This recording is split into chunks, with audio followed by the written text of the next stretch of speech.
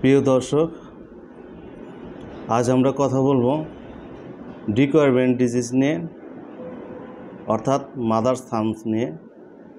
ডিকয়ার brain disease কি, কেন হয়, কাদের হয় এবং ঘরে বসে আপনি কি চিকিৎসা নিলে আপনি নিজে নিজেই আপনার এই রোগ থেকে মুক্তি পাবেন।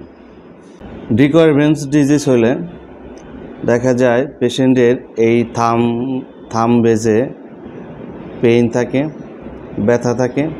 ব্যথার কারণে পেশেন্ট এই যে থামের যে মুভমেন্ট এক্সটেনশন করতে পারে না, আবার অ্যাবডাকশন করতে পারে না। করতে গেলে তার এখানে প্রচুর পরিমাণের ব্যথা চলে আসে।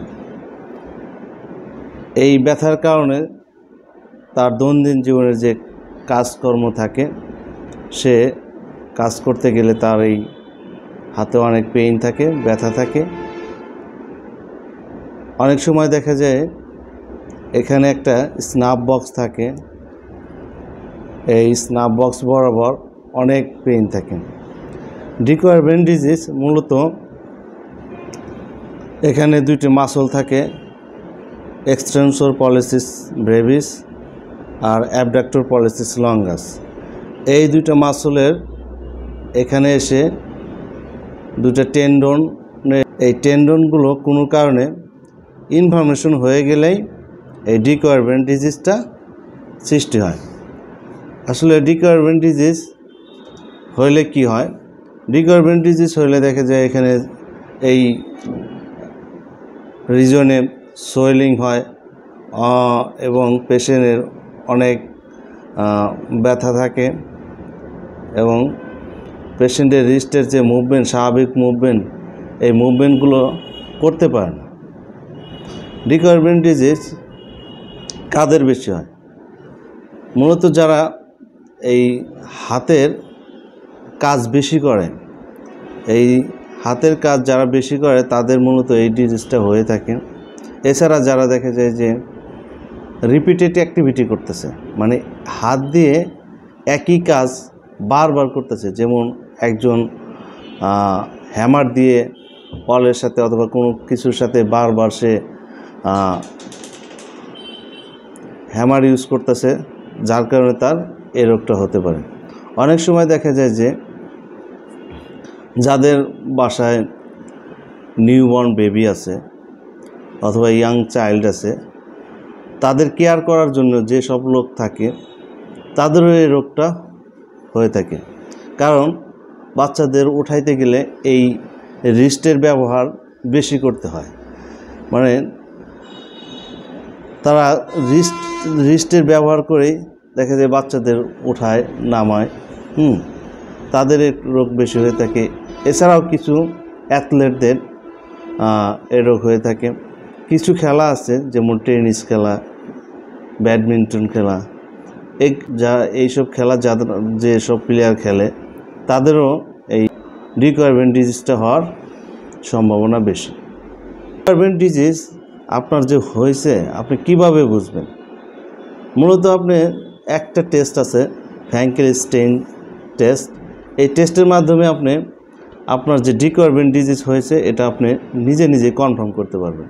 সেই টেস্টটা হলো আপনার একটা হাত, যে হাতে ব্যথা সেই হাতের থামটা মূলত এভাবে দিবেন, এভাবে ভিতরে দিয়ে এখানে ফিক্স করবেন, মুট করে আপনার এই বরাবর আপনার নিজে নিজে রিস্টটা আলনার দিকে ডেভিয়েশন করবেন। তার মানে আলনার দিকে একটু নিচু করবেন। নিচু করলে দেখা যায় যে এই বরাবর অনেক স্ট্রেস পড়বে। অনেক স্ট্রেস পড়লে, আমার তো এখন স্ট্রেস পড়ছে কিন্তু ওই রকম ব্যথা নেই, যার কারণে আমি করতে পারতেছি। যাদের যে পেশেন্টদের ডিকয়ার ব্রেন ডিজিজ হবে তারা এটা করতেই পারবে না, করতে গেলেই অনেক ব্যথা, এই বরাবর অনেক ব্যথা। যাদের এই পজিশনে অনেক ব্যথা থাকবে তাদেরই মূলত ডিকয়ার ব্রেন ডিজিজ বোঝা যাবে। এই টেস্টের মাধ্যমে দেখা যায় পেশেন্টদের ডিকয়ার ব্রেন ডিজিজটা মূলত ফাইন্ড আউট করা যাবে।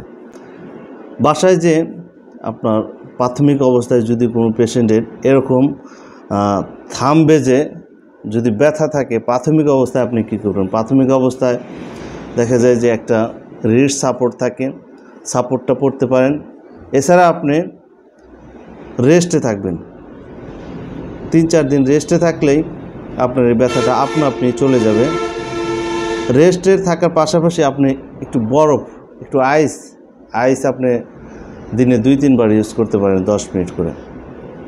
এই যে 2-3 দিন রেস্টে থাকলেন এবং আইস ব্যবহার করলেন, এতেও আপনার এই ডিকোয়ারবেন্ট ডিজিজটা নিজে আপনি ঘরে ভালো হয়ে যাবে।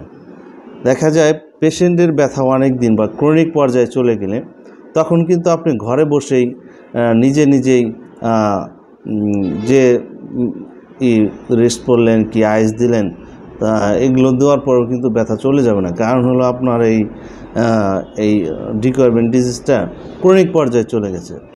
ক্রনিক পর্যায়ে চলে গেলে তখন কি করতে হবে?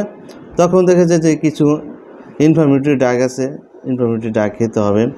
দেন আপনার কিছু ম্যানুয়াল এক্সারসাইজ আছে, এক্সারসাইজ সেটা আপনি তো সাপোর্ট পরেই থাকবেন, পাশাপাশি আপনার যে এখানে যে 2টা মাসল আছে, extensor policies Brevis, abductor policies longus, এই মাসলটা আপনার নিজে এভাবে ধরে এভাবে ট্রান্সভার্সলি রিলিজ করতে হবে। 5-7 মিনিট ট্রান্সভার্সলি রিলিজ করার পর আপনার ব্যথাটা অনেকটাই কমে যাবে। দেন কিছু স্ট্রেংথেনিং এক্সারসাইজ আছে, সেটা করতে হবে। দেখা যায় অনেক সময় পানির বোতল নিয়ে এভাবে আপনার আস্তে আস্তে ব্যথা যখন কমে যাবে, অনেকটাই কমে যাবে, দেন আপনি কিছু স্ট্রেংথেনিং এক্সারসাইজ করবেন। এভাবে টেবিলের কানায় হাতটা রেখে একটা পানির বোতল অথবা এরকম আমি একটা ওয়েটের কোনো কিছু নিয়ে আপনি এটা জাস্ট এভাবে নিচে 5 সেকেন্ড ধরে রাখবেন, ধরে রেখে আস্তে আস্তে তুলবেন। এভাবে আপনি আমরা করতে পারেন।